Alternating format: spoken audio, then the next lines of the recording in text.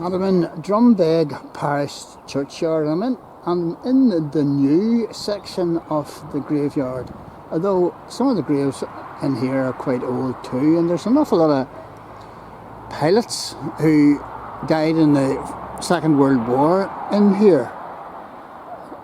I've counted 5 or 6 as I've walked round, but I was looking for this grave in particular. This is the grave of Sir Ian Frazer. Now, Northern Ireland has always punched well above its weight as regards producing top medical men and top men who were involved in various wars. And Sir Ian Frazer is one of those top men. Knight, DSO, OBE, FRSE, SDL, 1901 to 1999, and Eleanor, his wife, beloved wife of 60 years, remembered with love, from quiet homes and first beginnings out to the undiscovered ends. There's nothing worth the whir of winning but laughter and the love of friends. Isn't that good? That there is the emblem of St John's Ambulance, and Sir Ian Frazer was first commissioner of St John's Ambulance in 1935. So who was this guy, Sir Ian Frazer? Gone but not forgotten. Well, he was the son of a Belfast GP. He went to Inst, he went to Queen's, he just went through so many different hospitals.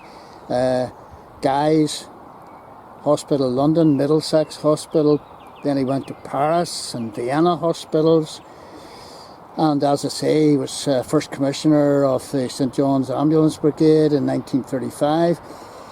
World War II found him in the Royal Medical Corps in West Africa, and this was special because he initiated field trials with penicillin for the treatment of sepsis, and I mean, this was a first. And because this man stepped out in faith, so to speak, and trialled penicillin for the treatment of sepsis in soldiers' wounds, it is everlastingly pinned to his memory because it was a massive success. And in fact, it was so successful that many UK fighting men were able to go back to the fight and ultimately win the war. 1943, he won a DSO for bravery at Salerno, getting badly wounded fellow soldiers off the beach. Of course, he was a medical man. He worked. I've done my research, and I'm told he worked for 48 hours straight on one occasion. He donated his own blood. On D-Day, he set up a field hospital at Marsh in Normandy, and later on he became a brigadier in India. 1952 to 54, he was president of the Royal College of Surgeons in Ireland. 1958, president of the Association of Surgeons in Great Britain and Ireland. He was president of the British Medical Association. And in 1963, he was knighted. He was twice subject to IRA bomb incidents because he had joined the UDR. In France, they made him the Chevalier de Légion d'Honneur, and he won great honours in Belgium and Holland as well. There's a portrait of Sir Ian Frazer in the Queen's Great Hall, Queen's University Great Hall. and that's done by exceptional artist Carol Graham. He wrote 2 books, Looking Back and Blood, Sweat and Tears. I thought that was rather good. So this is his grave, and I have been searching Drumbeg graveyard to see this, but there's so many other interesting graves in and about. There's a soldier, a pilot next door, and there's other ones scattered about,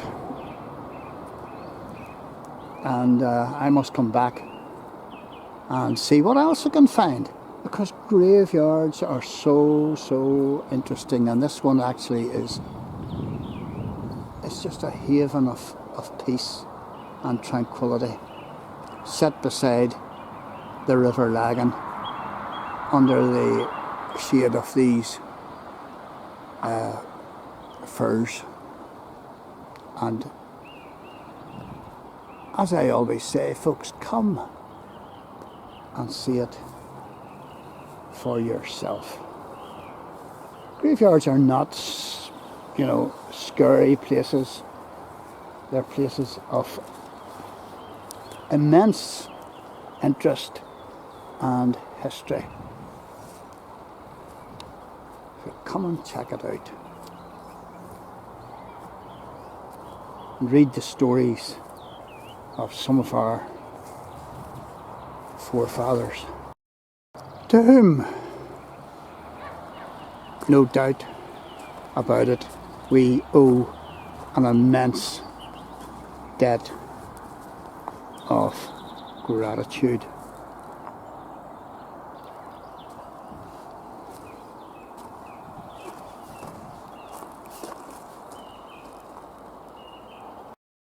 And this is a portrait of Sir Ian Frazer, done by top class artist Carol Graham, and it hangs in the Great Hall in Queen's University.